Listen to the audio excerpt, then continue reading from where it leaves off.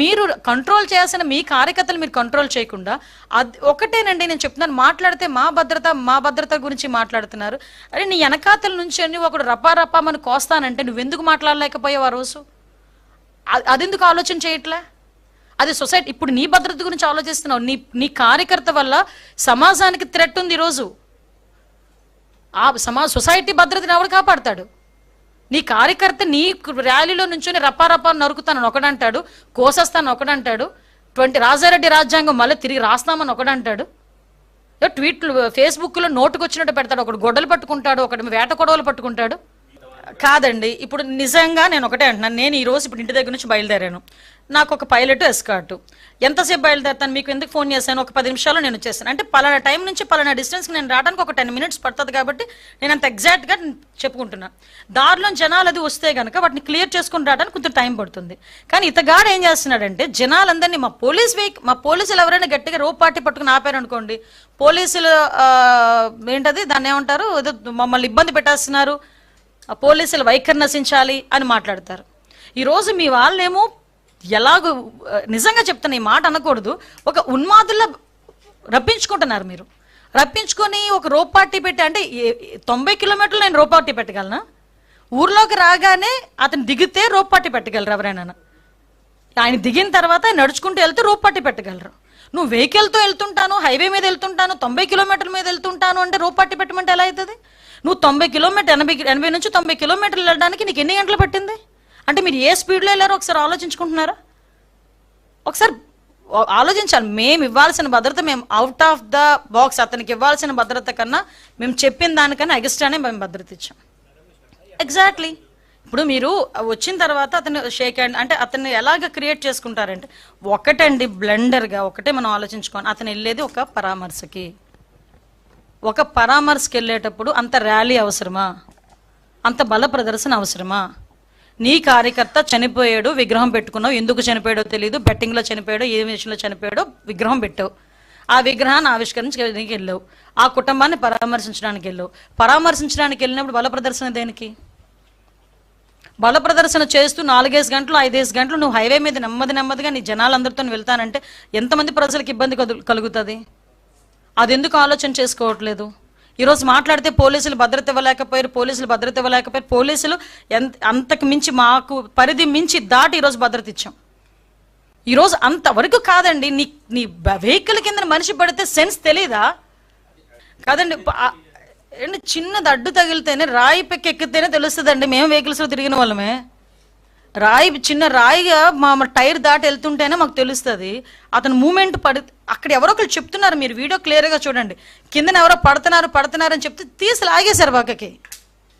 చెప్తున్నారు కదా, అప్పుడైనా ఆపాలి కదా.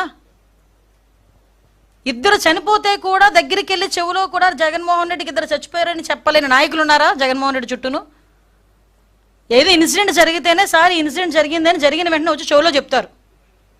అటువంటిది ఒక వ్యక్తి చనిపోయిన తర్వాత, 2 వ్యక్తులు చనిపోయిన తర్వాత, నీ కార్యకర్తలు చనిపోయిన తర్వాత నీ చెవి దగ్గరకు వచ్చి కనీసం ఒక చెప్పే నాయకుడు కూడా నీ దగ్గర లేడా? రిటర్న్లో వచ్చినప్పుడు చెప్పారని చెప్తున్నావు, సిగ్గుండాలి ఆ మాట మాట్లాడడానికి. సారీ టు సే, ఆ మాట ఎలా చెప్పగలుగుతున్నాడు ఆయన? లోకం మొత్తం గొగ్గోలు పెట్టింది, చనిపోయాడంట అని. అతనికి తెలియదు. ఎస్, ఎగ్జాంపుల్ చెప్తానండి.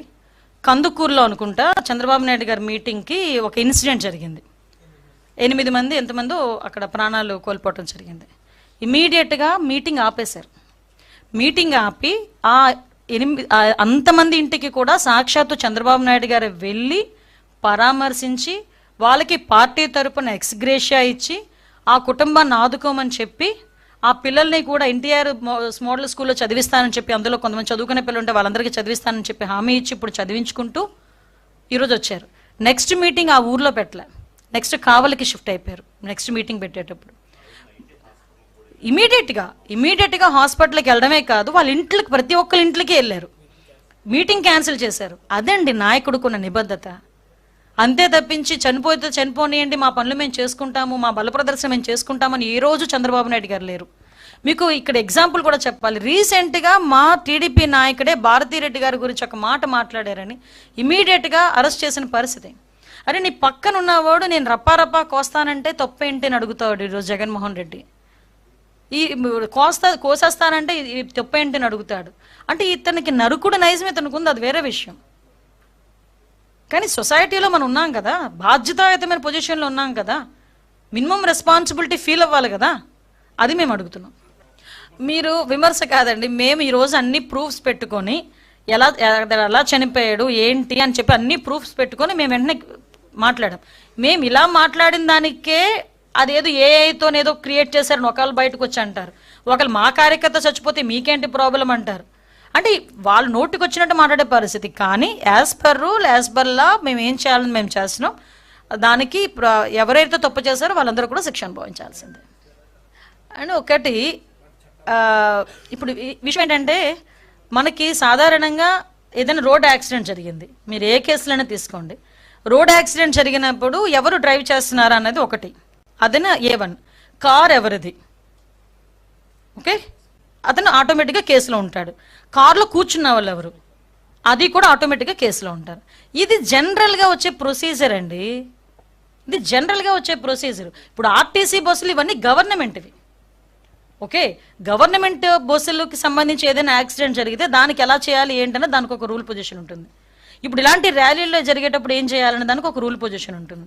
ఎస్పెషల్లీ తన సొంత వాహనాల్లో వెళ్ళేటప్పుడు నిర్లక్ష్యంగా ఏమంటే కేసులు ఇవన్నీ పక్కన పెట్టండి. నేనేమంటానంటే ఇవన్నీ పక్కన పెట్టండి, మానవత్వం ఏమైంది? నేను అడిగే స్ట్రైట్ క్వశ్చన్ అదొక్కటే, మానవత్వం ఏమైంది? నువ్వు నోరిప్పితే మానవత్వం, నీతి, నిజాయితీ, మానవత్వం 3 పదాలు ఉచ్చరిస్తావు కదా. ప్రతిపక్షంలోకి వచ్చేసరికి, అధికారులు ఉన్నప్పుడు అవన్నీ రావు, ప్రతిపక్షంలోకి వచ్చేసరికి మానవత్వం, నీతి, నిజాయితీ. లాస్ట్ 4-5 days గా చేస్తా అంటే కూడా మేజర్ గా అందరు చెప్తా ఉండేది నీళ్ళ ప్రాబ్లం చెప్తా ఉన్నారు. 5 years లో అసలు ఇండ్లే రిలీజ్ కాలేదనుకుంటా. మేము ఊర్లలో తిరిగినప్పుడు కూడా టీడీపీ నాయకులు ఒకరో ఇద్దరో వాళ్ళ ఇండ్లు పెద్ద పెద్దగా ఉన్నాయి, కానీ పాపం మిగతా వాళ్ళ పరిస్థితి అంతా చాలా దీనంగానే ఉంది. సో అదే వీధిలో ఉంటా ఆ లీడర్ల వీధిలో ఉండే వాళ్ళు కూడా అన్హ్యాపీగా ఉండారు. ఎందుకంటే వాళ్ళకి ఇండ్లు రాలే, వాళ్ళకి పెన్షన్లు లేవు, వాళ్ళకి రేషన్ కార్డ్స్ లేవు. సో అసలు గడిచిన 5 ఏళ్లుగా ఏమీ 10 ఏళ్లుగా కూడా ఏమీ జరిగినట్టుగా లేదనుకుంటా. అందరూ రాజశేఖర రెడ్డి సార్ వచ్చినప్పుడు మాకు రోడ్లు వచ్చినాయి, రాజశేఖర రెడ్డి సార్ ఉన్నప్పుడు మాకు ఇండ్లు ఇచ్చినారు, మాకు రేషన్ కార్డులు ఇచ్చినారు అనే చెప్తారు. వాళ్ళందరికీ తెలుసు అనుకుంటా చంద్రబాబు చేసే మోసం చూస్తున్నారు అనుకుంటా. జగన్ అన్న ఇచ్చిన హామీలు కూడా వాళ్ళకి నమ్మకం ఉంది. ఎందుకంటే జగన్ గారు గడిచిన 9.5 సంవత్సరాలు కూడా ప్రజల మధ్యలో ఉంటా ప్రజల ఇష్యూస్ ఏంటి, యాక్చువల్ గా వాళ్ళు ఏమేం ఫేస్ చేస్తున్నారు అని దాన్ని బేస్ చేసుకుని నవరత్నాలు చేసినారు కదా. సో అది కాకుండా ఈ 9.5 ఏళ్లు జగన్ ఎక్కడ ఏ కాంప్రమైజ్ కాలే, ఏ విషయంలో కూడా కాంప్రమైజ్ కాలే. తన విలువల విషయంలో గాని, ఒక నిజాయితీతో రాజకీయాలు చేయడం విషయంలో గాని తను నిరూపించుకున్నాడు. అంటే మధ్యలో ఎంతో మంది రకరకాలుగా మాట్లాడిండొచ్చు, రైట్ ఆఫ్ చేసిండొచ్చు, కానీ ఆయన ధైర్యము, ఆయన చూపించిన విశ్వసనీయతనే ఆయన నిలబెట్టింది. ఈరోజు ప్రజలందరూ నమ్ముతున్నారు, ఈయన ఒకసారి చెప్పినాడంటే చేస్తాడు అనే నమ్మకం ఉంది. జగన్ కూడా అంతే ఆలోచన చేసి చెప్పినాడు.